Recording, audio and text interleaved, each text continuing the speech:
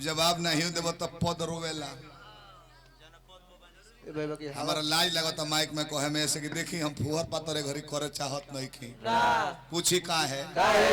लड़का हमार बूढ़ा से 2 अंगुर बड़े लंबा लंबा भइल बड़े सो आई कुल ही बाउर बात कहल जाए नु तो लड़का यूट्यूब चलाओ तर से देखिए सन तो का कहिए सो सोचिए सब मनवा में कि हम कतना बड़का मौगाहन के जामल बनी गोरख भैया गलती कहता नहीं बहुत सुंदर जब भाई सीन देखो सके नचनिया चीते सुतर ले हम सुतर रही है ना रोले एक जना विद्वान साहब बाड़े को कहता रहे कि इतना कस के मुर्की मारी मूत दी बोले तो वो करत मान लो कि हई कहता रहे कि एथी करब त चुरुक देब हां त एकरा बा तो होइए जाई हौ थोड़ा होई उनका से हम उनका के मारम ऐसे कि कौन की देसीला माल हम हुवर काका सही देसीला हो तब का वो काचे है सही में कोनो बीमारी ना होला ना देसीला चीज खाएब नु तो हमें कौन बीमारी बा कुछ ना खाली सुजाक के डर रही फूल जाई आ हई विदेशी हो एकरा में एड्स हो जाई जा सही कहला तार ओरिजिनल देसीला भाई बूढ़ा आ में कोनो डरो नहीं खे एकरे में तो लइको रहे के डर बनू ओकरा के कतनो 10 बार मिलेली है जाके भर के झाड़ा फिरी देसीला तो बोलला बहुत सही कहला कतना बड़ाई करता रही नचनिया कतना बड़ाई करता रही नचनिया के बड़ाई खाली हवा बोलला काहे खाती कि तो पा जाओ जड़ा ना रस पहले ही कहबे नु कि ओने से आई तो खाली गैठिए तो पाई रही बकिया बहरिया रही नाचते नहीं तब लोग गइल हो जौन बात ओन बहरी रहला नीचा बा पुअरा के लूड़ा होते हैं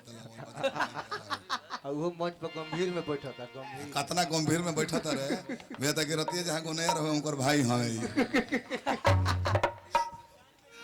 आ सही देखिए एगो चुटकुला मन पड़ल बा कहती ना कहती बूढ़ा भाई के भाई एक दिन पिया दहने दारू तो बतावत रहले हां अच्छा बूढ़ा 3 भाई हई के सुढ़ा सिंह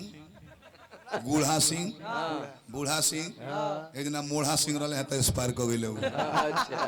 बहुत सुंदर एगो शोक संदेश में कर नहीं जा तो जब भइल कि वहां का नाम पर 1 मिनट आंख बंद कर ले तो अभी हनुमान पठवा जियत रहे है नायका हनुमान पठा मोटकू नौका टोला ला सबे आंख बंद करके ध्यान में बौकत तालियां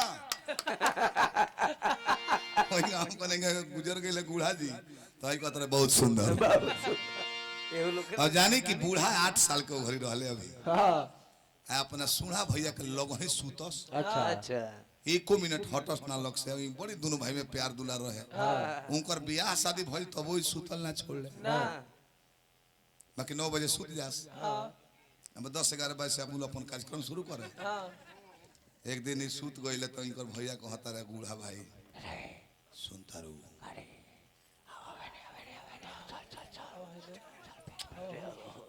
सुनो ना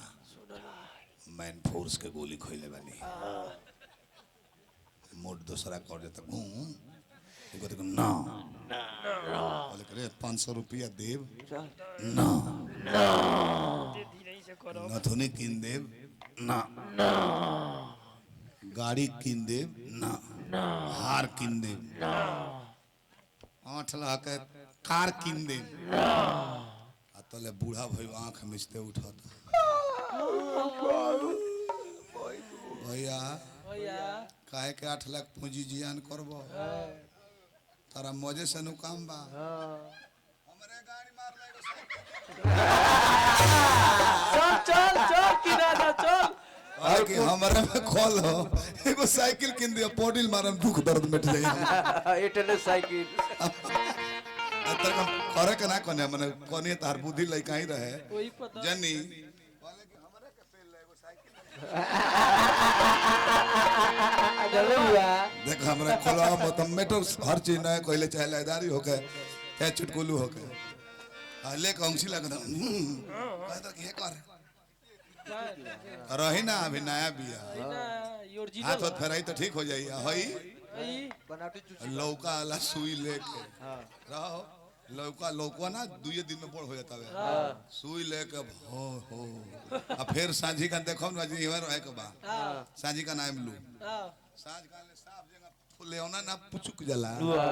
फिर सांझी का 8 बजे सुई ली 9 बजे रेडी अरे महाराज जी बलिया वो अंडा बेचला अंडा एगो मान लो लैदारी मरबा के चैते चले जाओ लखन हवा लखन एगो लैदारी मार के चैता भोरो का कोनी है हम मालिक को कोनी है घर में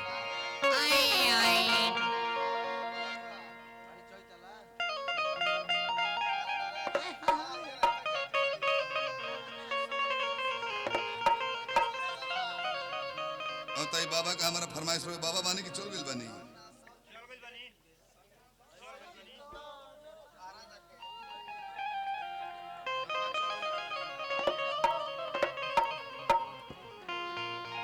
हाथना दे रहे सब बोनो सुन बनी हम बड़ी खुश बनी आज अब तो ना होगे के चाहिए